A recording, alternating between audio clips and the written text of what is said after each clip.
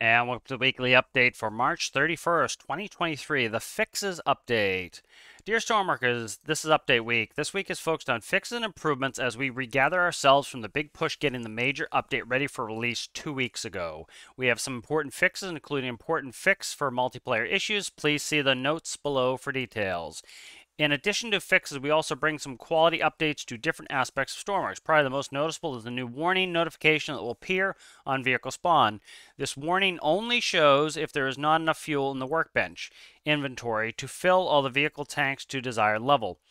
And that's so if your slider is set on the tanks or the spawner, if there's not enough fuel, it'll let you know that you will spawn with partial tanks.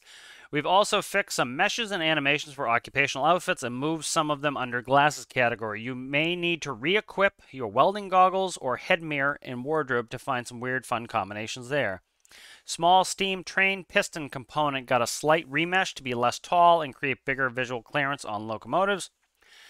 For our add-on Lua experts there, we've updated our API with new set seat function that besides characters also supports dogs. Old set character seated functions will work as alias, so your scripts will be fine.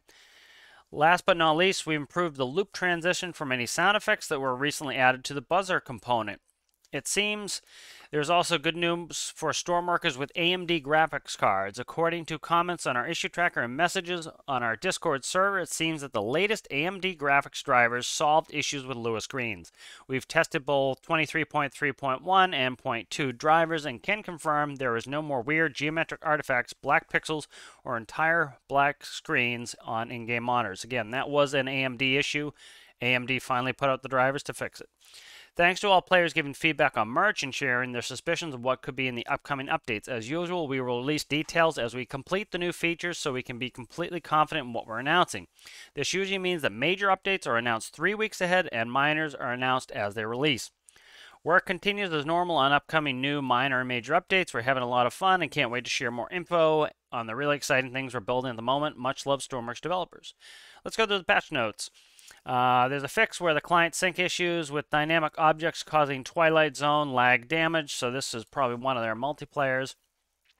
Added default oil survey add-on to dedicated server default config.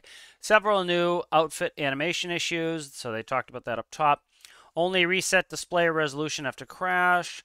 Display warnings when missing fuels on vehicle spawn, so that's what they were talking about, is if you don't have enough fuel to fill the tank.